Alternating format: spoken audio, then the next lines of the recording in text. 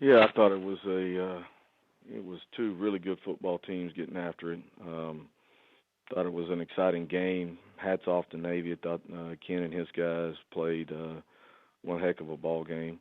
I thought our guys really got after it, played extremely well. Very proud of them. Would have liked to have the opportunity there late in the game to see what would have happened if we get the ball back. Right there with a minute 42 left. Got a chance to really have a chance to win the football game. So, proud of our guys. Thought we played well enough to win. But that's the way college football goes. As far as Central Florida, I think they are an outstanding football team. Defensively, they're flying around, wreaking havoc and doing a great job of it. I think they're playing really well right now. They're playing with a lot of confidence. Obviously coming back after Navy, going back on the road, having a late game there, and then getting back. That's going to be tough on our football team. We got to find a way to bounce back and get ready for a really good Central Florida team that's playing well right now. So that being said, We'll take questions for Coach Montgomery. Please star one on your telephone keypad to join the queue. Then the operator will introduce you. And we'll go to Shannon Green from the Orlando Sentinel. Good morning, Coach Montgomery. How are you doing? I'm good, Shannon. How are you? Good. Coach, I know you've been working to turn things around there at Tulsa, and things have really turned for the better this season. At what point in this process did you see guys starting to really buy in?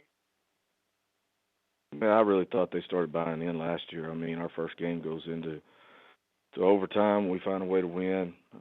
Battled all year long. The thing that I'm proud of our football team for is the way we are battling. I mean, we're playing a full 60 minutes. And guys are bought into what we're doing schematically and what we've done philosophy-wise. And so, this thing is trying to climb that hill, whether everybody else wants us to climb it or not. Our guys are fighting and trying to get it done. So, proud of them for that. How long do you think it really takes to be able to effectively turn around a program? Is it about 3 seasons, 4 seasons? I don't know. I mean, I think it takes more years to really get, the people that you want, when you start recruiting and trying to bring in kids and get them here and starting to try to build depth, and that's difficult to do. And so we're working through that process right now. But, I think as far as turnarounds go, our football team's playing really well. I mean, had a chance to really fight for the west side of it last week, and so you couldn't ask for more from a football team than what they've done up to this point. When you look at UCF on tape, what's the most concerning thing to you about them? Well, they got great athletes, and they're long and they can run. They're playing with a lot of physicality about them right now. They're in every football game. They've moved the ball offensively, defensively. They're flying around. I think coaches really got them turned in that sense. Last year was kind of just one of those fluke type years. They've got plenty of talent there.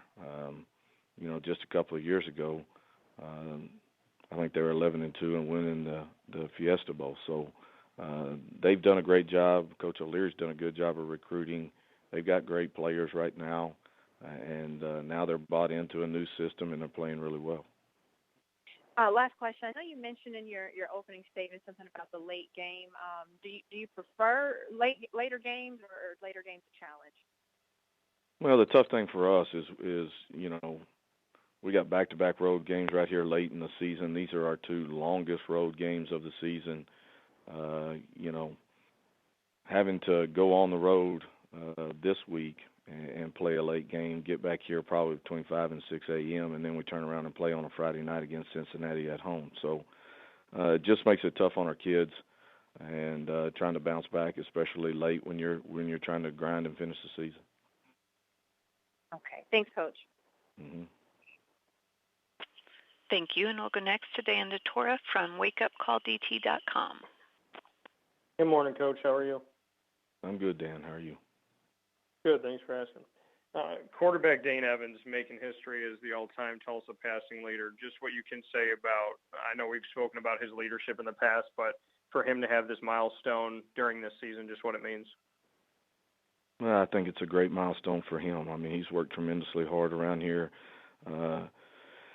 Had to endure some things throughout his career, and has continued to stay positive, continue to work, continue to grind and find ways for him to step his game up. He's done a great job since I've been here leading our football team, changing, from schematically different things and having to learn a whole new system and really having to earn his spot again when I got here. So a kid that's a relentless worker, and it just shows that hard work pays off.